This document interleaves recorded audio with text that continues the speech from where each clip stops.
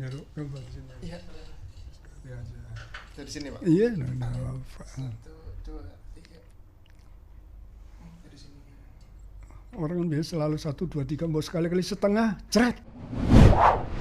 Gimana, Pak? Kabarnya, Pak? Halo, Pak. Ya, kabarnya cuman satu. Wah, Alhamdulillah terus. alhamdulillah Iya. terus. Iya. Pak Dokter Mahfur nggih, Pak. Iya. Siapa sih yang nggak kenal mungkin, tapi mungkin generasi muda banyak yang kurang tahu mungkin, Kurang. Pak. Padahal Nanti kurangnya berapa saya tambahin. wah, kurangnya berapa saya tambahin. Iya, kalau belum kenal ini teman-teman, Pak Dokter Mahfur itu Wakil Wali Kota Tegal pada masa Adi Winarso, bener nggak, Pak? Iya, Di betul. tahun 2004 sampai 2009. Iya. Selama ini berarti udah berapa tahun kesininya, Pak? Ya, 16. Bisa dihitung sendiri atau kita hitung bareng-bareng. Ini perubahan zaman itu, Pak, maksudnya Tegal, Bapak melihat kota Tegal itu yang paling kelihatan apa, Pak? Maksudnya perbedaannya mungkin, Pak, antara di zaman Bapak mungkin sampai zaman sekarang gitu, mungkin dari infrastruktur ataupun dari apa namanya yang terlihat Ya, gitu, Pak.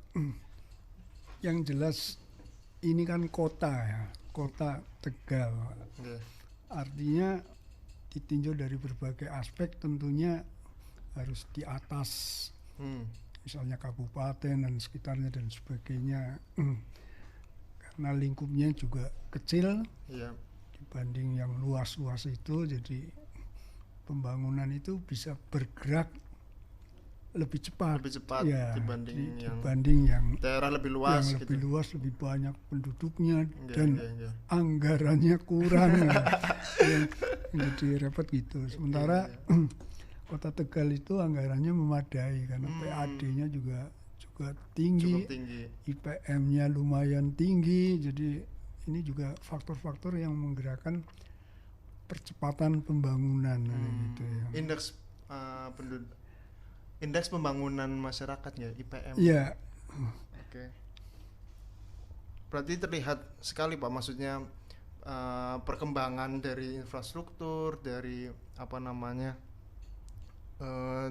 pendidikannya juga mungkin. Kalau infrastruktur memang sudah dari zaman dulu itu Tegal bagus ya, artinya dari sampai ke daerah-daerah itu sudah pakai aspalan, pakai beton, pakai pokoknya macam-macam yang memungkinkan, memudahkan di dalam transportasi. Jadi, lah, apalagi kalau sekarang tentunya jangkauannya sudah lebih luas lagi. ya ke daerah-daerah. Mungkin hampir sama kalau saya pernah di Singapura, ketika saya tanya pada masyarakat sana. Oke. Ada orang Tegal nggak, Pak, di Singapura, Pak? Banyak. Wah, banyak ya, Pak. Iya. Hebat ya orang Kenapa Tegal. Anda nggak protes ke pemerintah tentang hal-hal yang kurang? Dia jawabnya hanya satu, bagaimana saya akan protes, Pak? Kita keluar dari rumah beberapa meter sudah banyak fasilitas-fasilitas yang bisa digunakan. Antara lain kendaraan, transportasi dan sebagainya. Iya, Jadi iya. kami itu sudah unsur nyamannya cukup tinggi. Jadi nggak ada yang protes di Iya. kota Tegal gitu. Jadi masyarakat Tegal mungkin dalam kadar yang lebih di bawahnya itu merasakan hal yang semacam itu, kemudahan-kemudahan, karena strukturnya juga ya, memadai kan. Iya.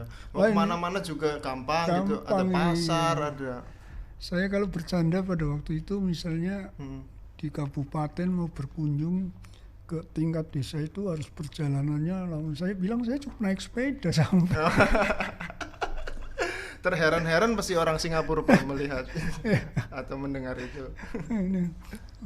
Berarti zaman Pak Jokowi belusukan, Bapak sudah belusukan dulu ya, Pak? Nah, ya, itu sih sudah karena memang lebih dulu lalu Lebih usianya ya meskipun pada waktu itu saya ingat Pak Jokowi pernah duduk bareng dengan saya itu ketika di Pernah ke kota Tegal, Pak? enggak, pas acara Bank Jateng aja. Karena, Di mana, Pak? itu di Semarang. Oh, di Semarang. Ya. waktu itu beliau udah jadi presiden, Pak? Belum, jadi Belum ya? wali kota Solo. Oh, wali kota Solo, sama-sama berarti setara. Iya, Pak. Menarik ya teman-teman tentang kota Tegal, sebenarnya tempat yang nyaman kita huni, dan termasuk apa namanya, ada kategori sekarang kan kita jadi kota yang layak huni gitu ya, Pak. Ya. Dari dulu kayaknya kota Tegal menjadi kota yang layak huni, Pak, untuk anak juga. Ya, Apa Pak faktor-faktornya mungkin? Ya tadi unsur keamanan tinggi ya di sini. Karena kita lebih sering mendengar di daerah-daerah yang kaitannya dengan gangguan keamanan ya. Fasilitas pendidikan juga memadai dari berbagai aspek, meskipun mungkin penempatannya aja yang belum merata di tingkat tinggi ya. Perguruan tinggi kita banyak ya, tinggal ya alternatif pilihannya cukup ya beragam lah, sehingga bisa memenuhi, tidak harus jauh-jauh ke kota besar ya. Industrinya juga cukup ya, Pak. Kita karena memang salah satunya dikenal sebagai kota industri. Atau dulu zamannya Bapak Jepangnya Indonesia kayaknya lagi ngehits kayaknya. Sebetulnya itu sebelumnya juga jauh udah. Ya. Kemudian agak kendor, lalu agak tersalip oleh beberapa daerah seperti Klaten, Kudus dan sebagainya, itu juga mengalami kemajuan ya. Iya, bersaing terus gitu ya. Oh iya, ini saya penasaran sih sama baju yang Bapak pakai ini, kayaknya tulisannya Tegalan ya, Pak? Iya, benar. Ini kalau boleh kepo ini, kalau boleh pengen tahu ini bajunya apa, Pak? Itu Pak, kok belinya di mana kalau boleh? Ini ya istilahnya bajunya pesen ya ini. Pesan. Iya, karena isinya puisi Tegalan. Puisi Tegalan. Iya. Ini.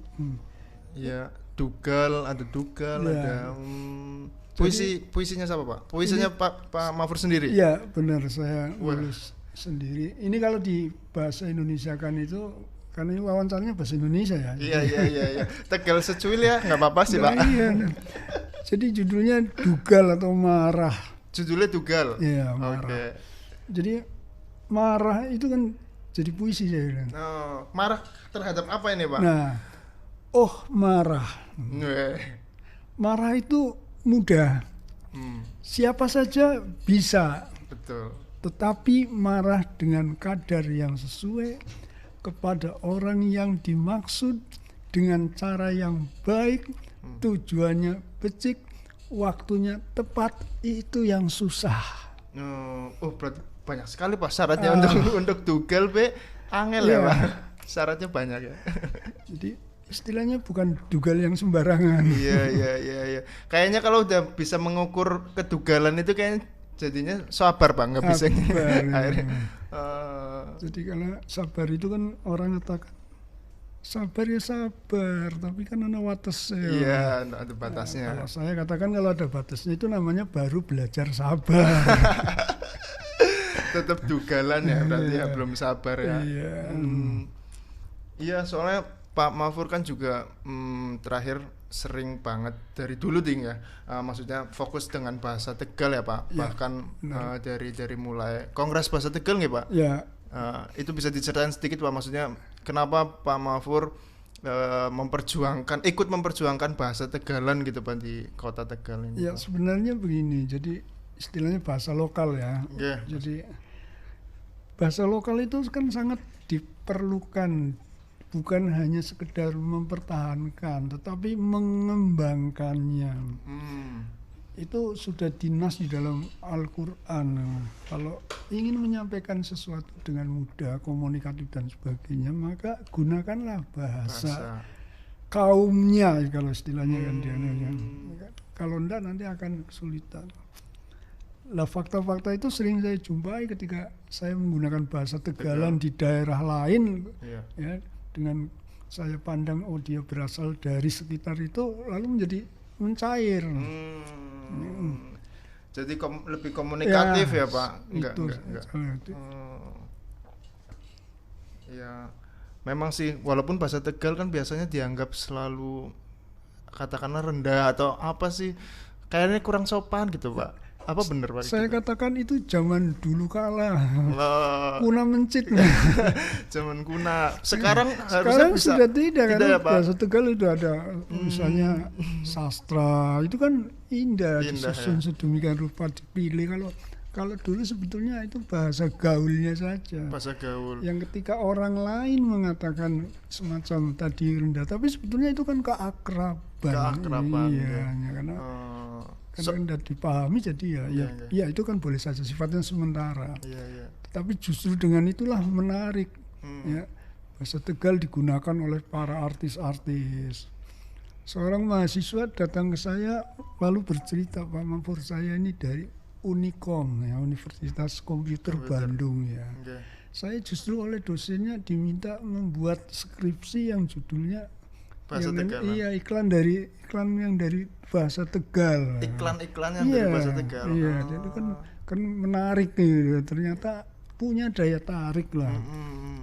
Baik itu karena di film-film. Ya. Iya benar. Cuman sering yang disebutkan kan, kenapa perannya kalau Jawa itu pembantu ya, terus gitu, buat lucu-lucu ya, aja. lucu-lucu Gitu. aja. Kan kita kan harus melihat kelebihannya, justru itu nggak bisa dilakukan oleh bahasa lain. Ya. Gitu. Berarti bukan pada faktor bahasanya, tapi mereka menempatkannya kurang tepat gitu ya Pak? Ya benar, jadi dia tidak melihat kelebihannya, hanya yang dilihat, yang didengar, tapi maknanya kan nggak di Betul. keseluruhannya nggak di.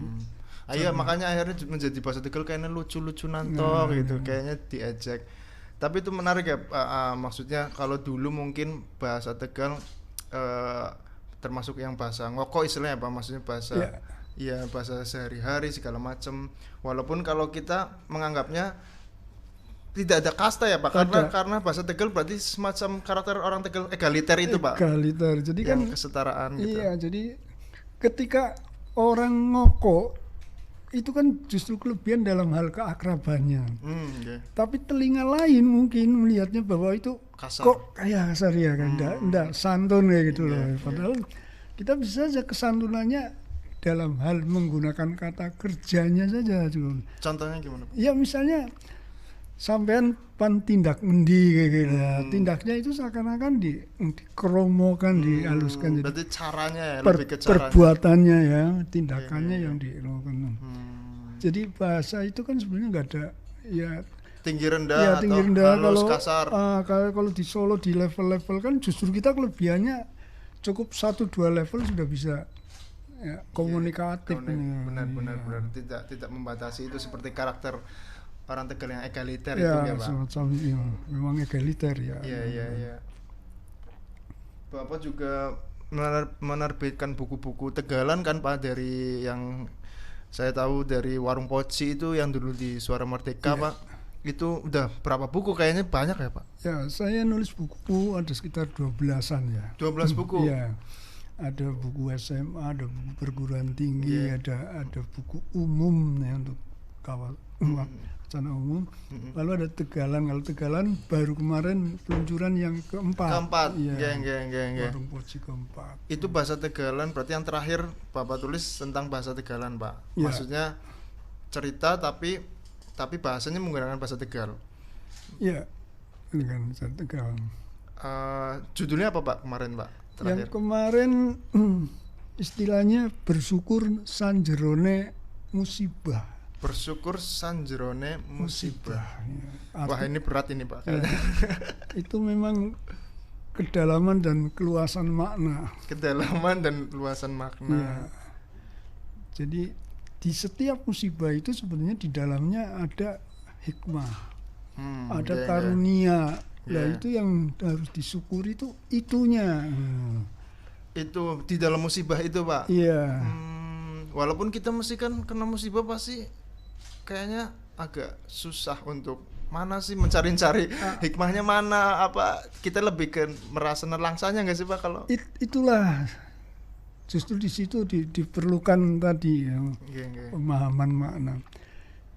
Kita contohkan misalnya orang kepaduk, ngerti kepaduk ya? Kepaduk ke ya itu kan sakitnya mungkin katakanlah luar biasa. Jadi dari kepatuk yang sakit luar biasa itu sedikit demi sedikit itu kan berkurang. Lah, ya. Berkurangnya itu nikmat. Oh. Berarti kita harus menikmati setiap kekurangan semakin membaik, betul, semakin membaik. Betul, itu sebuah nikmat ya. Termasuk sakit hati juga bisa, Pak. Apalagi itu yang inti ya. Tapi kayaknya susah ya, Pak. Untuk berangsur-angsur mencari hikmah dalam ketika patah hati gitu, Pak. Disyukuri ketika patah hati itu, wah saya ditunjukkan oleh Tuhan bahwa dia bukannya tidak baik. Cocok untuk saya. Oh, ya. gitu, siap. Tuhan sedang menyiapkan untuk saya yang lebih baik. Amin. Itu loh guys, teman-teman, kalau yang sedang patah hati itu bisa tolong didengerin ya, Pak Mahfur ini. Biar nggak pada galau, Pak. Soalnya anak muda kan banyak yang galau. Berarti tadi udah banyak buku, sekitar belasan buku itu nggak, Pak? Iya. Termasuk bahasa Tegalan yang dulunya sering masuk di Suara Merdeka nggak, Pak? Ya. Rubrik. Tapi sekarang kayaknya sedang berhenti, Pak. Jadi saya nulis di Harian Nirmala itu sejak tahun 2007. Oh, Harian Nirmala. Tiap minggu, kemudian itu jadi buku Salah Kaprah. Ya, buku ini cukup luas ya, karena ada di perpustakaan Australia, ada di Jerman, ada ya itu para mahasiswa yang dari Indonesia yang menyampaikan ke saya lah, Pak, buku Bapak di sana dibahas ya. Oh, didiskusiin. Ya, keren ya, Pak. Karena aneh. Menghibur. Bahasa Tegal ya, Pak? Enggak, itu bahasa Indonesia. Oh, itu bahasa Tegal. Bahasa Indonesia. Mencerdaskan, menghibur dan menyadarkan orang aneh gitu, karena banyak kesalahan-kesalahan yang digunakan setiap hari tanpa sadar bahwa itu salah kan gitu loh. Jadi kita bisa bayangkan sebuah bangsa, masyarakat, sekelompok orang ya melakukan hal-hal kesalahan lalu seakan-akan dianggap benar. Kira-kira hasilnya kayak apa kan gitu. Itu kan yang berbahaya menurut saya. Tahun 2012 baru saya nulis Tegalan di Suara Merdeka. 2012. Ya, di 2012 sampai 2020. Begitu ada muncul pandemi ya, lalu termasuk koran-koran juga mengalami lalu halamannya berkurang dan sebagainya. Salah satunya lalu Warung Poci dihentikan sementara. Tapi itu sudah sempat jadi 4 buku di Warung Poci yang bahasa Tegalan, berarti mulainya di Warung Poci itu, Pak. Itu jadi 4 buku. Itu kita kalau mau mendapatkan ini teman-teman biar tahu itu di mana, Pak? Maksudnya mau membaca atau itu di perpustakaan ya. Perpustakaan sudah di kota sudah ada nggak, Pak? Terutama di UPS ya. Oh, di UPS sudah ada. Di UPS itu saya membuat semacam kekhasan, yaitu judulnya Pojok Tegalan. Pojok Tegalan. Jadi itu buku-bukunya buku-buku Tegalan semua. Ada 2 kriteria, Tegalan dalam pengertian bahasanya, Tegalan dalam pengertian penulisnya itu orang-orang berasal dari Tegal. Itu ngumpul di sana. Termasuk Bapak Yono Daryono. Siapa ya, Pak, itu, Pak? Itu kalau enggak salah sih saya. Kayaknya asing ya, Pak. Kira-kira penulis-penulis Tegal dikumpulin segala macam. Di kita sih memang ada rencana seperti itu juga, Pak. Karena memang kita mengapresiasi itu langkah yang baik juga sih, teman-teman, untuk kita karyanya teman-teman Tegal, orang-orang Tegal biasanya kan daripada baca orang luar terus gitu. Kita kayaknya jarang mengapresiasi itu nggak sih, Pak? Betul. Sementara pihak atau orang-orang lain itu menghargai. Jadi kan buku-buku saya dan teman-teman itu kan sudah banyak dikupas sebagai judul skripsi, tesis, bahkan disertasi. Yang kalau kemarin-kemarin mencari literaturnya kemana-mana, sekarang cukup di pojok perpustakaan Tegalan, nanti tinggal dicari. Ya itu mungkin kadang memang kalau tergantung ketertarikan anak muda sih, walaupun sekarang itu sangat disayangkan ya, Pak, kayaknya. Atau Bapak melihatnya gimana, Pak, ketertarikan anak muda terhadap bahasa Tegal itu sendiri mungkin yang Bapak alamin? Sebenarnya dipilah-pilah. Kalau anak muda yang berasal dari perumahan komplek-komplek ya itu memang berkurang dalam penggunaan bahasa Tegal. Tapi di masyarakat biasa itu masih berjalan. Sehingga saya tegaskan bahwa bahasa Tegal itu tidak akan punah. sebagaimana bahasa-bahasa lokal, bahasa daerah di tempat lain. Karena penggunanya itu jutaan, bukan 100-200, tapi kalau digunakan oleh mungkin 5.000 orang yang tinggal ya, mungkin makin lama makin malah makin banyak gitu, iya, menjamur gitu. Soalnya kan kayaknya memang kadang-kadang malu ya Pak. Ada maksudnya anak muda kayaknya, apalagi misalnya dia sama-sama orang Tegal nih, tapi dia di luar kota, kayaknya ngomong Tegal isin takut diledakin gak sih Pak? Tapi itu cerita-cerita kuno menurut saya. Oh gitu. Zaman dulu mungkin tahun ya 90-an, 80-an itu mungkin gitu. Kayak Tapi gitu. setelahnya ya sudah biasa. Ya. Banyak orang yang bicaranya luar Tegalan tadinya di apa ya semacam, tapi setelah itu menarik dan dia memperhatikan. Nah, itu diceritakan oleh banyak orang yang ketika di tempat lain justru dia menggunakan bahasa lokal Tegalan itu malah menarik gitu. Nah itu berarti mungkin teman-teman yang apa namanya masih malu pakai bahasa Tegal ya ora apa-apa lah. Apa maning ngobrolnya karo wonge dewek ya Pak. Luwe. Wong liya ora paham ya los bonggane dewek. Los bonggane dewek. Mau kata apa ngelirik tarok kayak gitu Pak, engkau taroknya orang sih di bahasanya kayak enggak ya Pak, enggak ya Pak. Ya tinggal disebutkan, jangan lihat bahasa. Iya. Bahasa itu tidak bisa dilihat tapi didengar. Siap.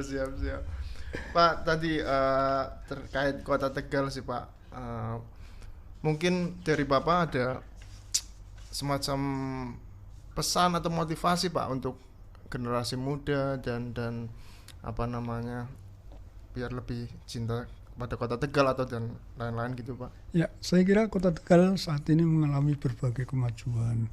Buktinya yang bisa kita sodorkan adalah berbagai penghargaan yang diterima oleh pemerintah Kota Tegal. Tentu ini tidak lepas dari andil semua pihak, ya, termasuk kalangan generasi muda. Seperti kemarin saya memberi semacam penilaian terhadap karya-karya ilmiah anak-anak muda yang mengupas tentang cagar budaya yang ada di Tegal. Itu kan bentuk perhatian. Padahal mereka anak-anak SMP. Itu lomba SMA. Pak? Iya. Banyak pesertanya Pak? Pesertanya gitu. Banyak. Lumayan. Dari SMA, SMK, MA itu ada 23 karya yang dianukan. Maksudnya yang dari SMP ya saya. Yeah. Sedangkan yang dari SMA itu ada belasan lah. Kan, ya. Dan itu menarik sebetulnya dan bisa dijadikan sebuah buku tentang Tegal secara utuh dari berbagai aspeknya. Termasuk cagar budaya itu. Iya, cagar budaya melengkapi. Karena kita kaya, ada sekitar 36 cagar budaya. Meskipun belum di itu ya Pak, walaupun belum di, kan baru beberapa bangunan kayaknya kalau nggak salah. Ya, yang sama yang direvitalisasi ya. Komplek alun-alun saja itu kan sudah banyak, ada ledeng, ada biro, ada stasiun, ada masjid, mungkin sebenarnya balai kotanya, SMP 1 dan seterusnya. Meskipun kalau di SK Wali Kota baru 2. Iya, kalau nggak salah baru 2. Ya, tapi itu kan menyusul. Enggak. Walaupun memang belum di SK-kan semua, tapi bahwa itu sebagai potensi cagar memenuhi kriteria sebagai cagar budaya. Finalnya aja yang belum di SK-kan. Enggak. Kayaknya Bapak lebih tertarik ya sama apa namanya, maksudnya cagar budaya atau kebudayaan, dan termasuk bahasa kan juga budaya. Apa ada faktor tertentu Pak, atau ada apa ya? Apa sih yang memotivasi Bapak mungkin kayaknya lebih concern pada budayaan?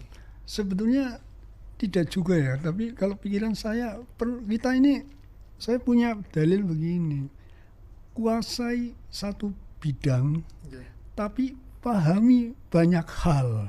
Banyak bidang, jadi kita jangan hanya mengandalkan satu bidang keilmuan, tetapi ilmunya boleh saja mendalami yang satu, tetapi yang lainnya dipahami semuanya. Itu yang tadi saya singgung, sehingga saya bisa ngajar. Mungkin kalau mata kuliah jumlahnya berjibun. Oh iya, soalnya saya dengar kalau Bapak kan mengajar di beberapa universitas ya Pak. Yeah. Apa aja Pak kalau boleh tahu Pak? Ya, saya pernah ngajar lalu di Pasca Sarjana itu di UNES pernah. Di UNES. UHAMKA Jakarta pernah. Yeah. Di Uninus Bandung Unimus Bandung. Iya, Universitas Nusantara Bandung. Unswagati Cirebon. Swagati Cirebon. Itu program studinya atau jurusannya? Ya macam-macam ya. Saya misal di UPS ada di pedagogi, ada di pedagogi. manajemen, ada di hukum ya gitu ya. Wah, jadi, semuanya ini bisa nih. Berarti paham semua bukan ya memahami ya.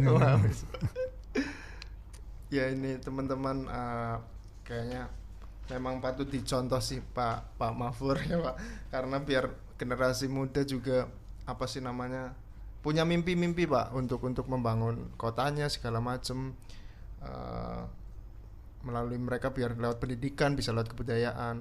Tapi dulu Pak Mahfur mungkin zaman dulu ditarik ke belakang atau dari zaman kecil gitu, pernah berpikiran nggak Pak nanti besok gede pengen menjadi pemimpin gitu pas kecil gitu Pak? Saya kecil itu sudah belajar jadi pemimpin ya. Kecil sudah jadi pemimpin. Wah ini gimana Pak caranya itu kecil sudah jadi pemimpin? Saya pernah bercerita pada orang, inilah sebuah desa yang ikut andil saya jadi pemimpin, karena saya level SMP sudah memimpin orang-orang yang sebagian dewasa ya, untuk melaksanakan perjalanan yang jauh, mengadakan pertandingan berbagai cabang ya. Pertandingan apa Pak? Ya ada voli, ada pingpong, ada badminton, ada catur dan sebagainya. Padahal dari desa itu ya. Jadi itu harus mengkoordinirnya, naik kereta, kemudian berarti naik Bapak yang mengkoordinir itu, misalnya ada di desa Bapak ditunjuk terus, dipercaya oleh gurunya gitu. Nah, itulah saya dari merasa SMP bahwa, ngurusin kayak gitu itu padahal sangat tidak masuk akal, karena harus naik kereta, setelah itu turun malam-malam jam 1 harus sendirian jalan. Pak waktu itu rombongan waktu mimpinnya mimpin rombongan itu yang jumlah sampai 30 harus okay. Turun dari stasiun lalu nyegat kendaraan umum lalu nanti turun di mana, padahal nggak bersama-sama.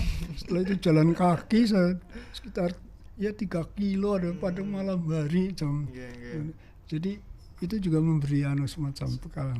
Apalagi setelah itu misalnya saya menjalani sebagai ketua OSIS, sebagai ketua senat, sebagai yang waktunya cukup panjang ya. Iya, berarti memang dari dulu nggak instan ya Pak, untuk kemudian Bapak menjadi pemimpin ada step-stepnya. Ya, itu yang ingin saya tegaskan, bahwa kita nggak bisa ujuk-ujuk lah. Nggak bisa ujuk-ujuk Pak.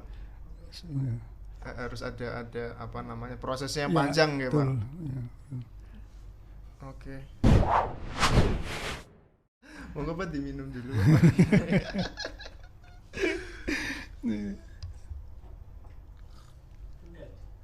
Rundak aku.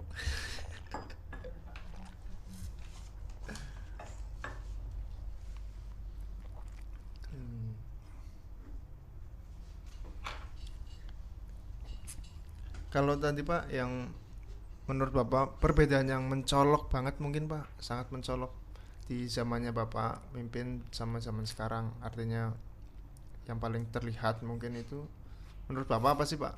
Ya kalau sekarang kan kita harus akui ya, bahwa revitalisasi tempat-tempat yang bersejarah yang sebagai pengembangan budaya sebagainya itu kan kelihatan Tegal. Dari pantai sampai ke tengah-tengah kota. Meskipun ada orang yang pendapat lah mau perbaiki kan yang kota-kota, mau di pinggiran-pinggiran. Iya, ada yang teman-teman, ada yang protes misalnya gitu. Iya, pinggiran orang katon.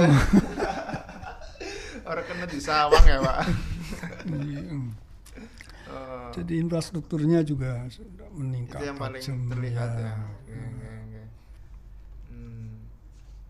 Terus apalagi Pak, barangkali Bapak ada pertanyaan loh. Ya nanti kan jadi aneh. Kehabisan bahan ini guys, teman-teman. Kalau tentang tema ulang tahun Kota Tegal Pak, ini kan ada tetek nyambut gawe, tatas alangane.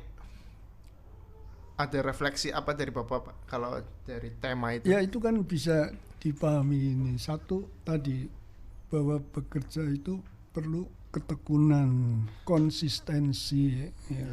Lalu istilahnya mantap. Dedek itu mantap ya Pak? Ya mantap ya. Jadi kalau kita jadi apapun, kalau kita mantap maka step by step akan meraih sukses karena itu. Kemudian yang kedua harus kita sadari bahwa kapan dimanapun yang namanya rintangan itu akan ada. Karena dalilnya hidup itu sendiri kita ada di tahapan semacam langkah-langkah yang penuh dengan rintangan dan itu harus diatasi, perantasi istilahnya ya, diatasi. Apa Pak?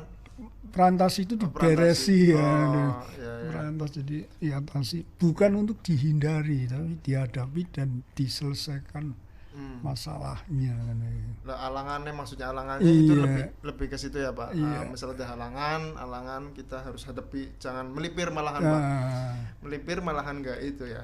Melipir menghindar gitu nggak tahu. Kan misalnya gini loh, ada orang punya utang ya sama Ali misalnya. Kalau dia mau lewat ke depannya rumah Ali sudah mikir nanti jangan-jangan padahal Alinya aja sedang tidur. Berarti percuma melipir ya. Melipir biasa saja lah kan, enggak usah. Harus dihadapin. Tapi kalau mau dihadapin tetap nggak punya duit gimana? Nah, itu masalahnya. Ini tinggal disampaikan apa adanya. Aduh. Pak, tapi ada cerita lucu nggak Pak? Boleh Pak, kalau zaman Bapak mimpin dulu mungkin Pak. Nah, kalau apa yang paling teringat apa sih Pak? Kalau lucu-lucu kan banyak ya. Salah satunya apa? Misalnya ketika Bapak ke kunjungan. Enggak, saya mimpin rapat Pak Wali dengan saya ini.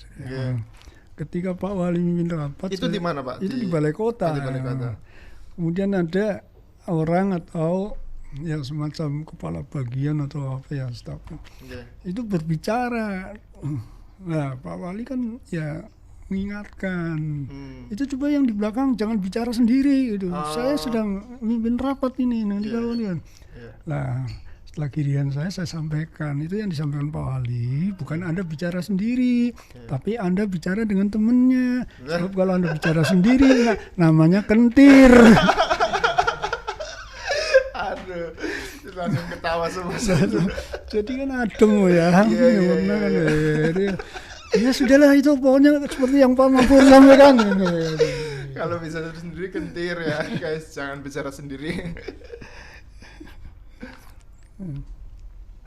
Nah, lalu yang kedua misalnya minta saran, ada orang kepepet minta tolong, maaf ya saya ini dalam keadaan kepepet jadi saya minta tolong lah, tapi maksudnya tolong itu minta duit ini, tapi tidak cocok.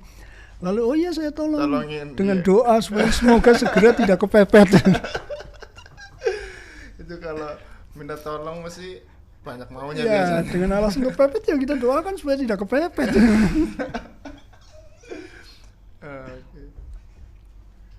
Pak, kalau tadi kan pesan dan motivasinya udah, kalau apa sih biasanya mungkin statementnya ya Pak, maksudnya statementnya untuk generasi muda, untuk Kota Tegal sendiri, untuk dalam ulang tahun ini Pak. Ini pertama saya ingin menyampaikan dalil-dalil ya. Saya biasa membuat dalil-dalil sendiri. Itu dalil Bapak buat sendiri? Ya. Saya kira dari kitab suci bukan ya Pak?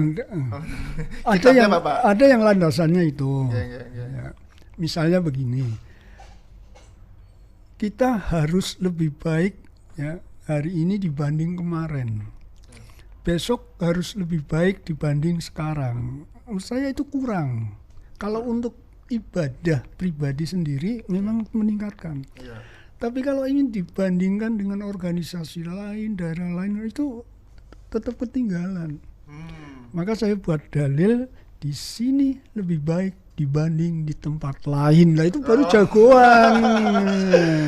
Di sini lebih baik dari tempat lain. Ya, di Kota Tegal lebih baik dari tempat lain, Pak. Kalau hanya kemarin ya kalah baiknya dengan sekarang, seakan-akan kita sudah berjalan, besok lebih baik, sudah banyak kemajuan.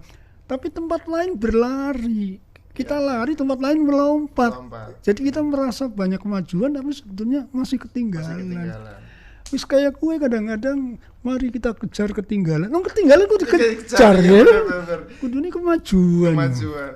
Kita itu mengejar ketinggalan berarti mundur. Salah kaprah sih kayaknya. Iya. Lalu ada orang mengatakan dalil bahwa kita kalau pengen aman mengalirlah bagaikan air. Lah itu juga salah. Kita juga harus melawan arus. Tetapi dalil saya mengatakan begini, kalau kita ingin mengalir bagaikan air, maka jadilah air kelapa. Air kelapa itu tempatnya di atas. Kalau ingin menantang arus, melawan arus, maka jadilah layang-layang. Jadi kita mengalir maupun ya melawan arus, adanya tetap di atas. Selalu sukses dan maju. Iya. Orang selalu mengatakan tidak ada air mengalir ke atas. Buktinya ada air kelapa ya Pak. Itu kenapa kayaknya Bapak sama Pak Atmo sering minum air kelapa. Itu filosofinya itu Pak. Salah satunya. Gitu. Orang selalu ya menggunakan bumper ini gading untuk menutupi dirinya dan mengatakan tidak ada gading yang tak retak. Maka kalau saya ada salah-salahnya itu seakan-akan mewajarkan diri. Justru gading yang retak itulah gading yang asli. Kalau tidak ada retaknya, dia plastik. Gitu ya. Jadi sebenarnya itu sebuah kelebihan karena nilai tinggi dengan gading retak itu gading yang tua dan punya. Tetapi yang bagus, yang berkualitas itu lalu direndahkan sebagai bumper dirinya lah, sebenarnya kan kayak gitu. Gading yang tak retak. Padahal yang memang malahan lebih bagus ya Pak. Yang asli malahan. Asli dan tua. Dan mahal secara nilai. Oke Pak, mungkin terakhir Pak ada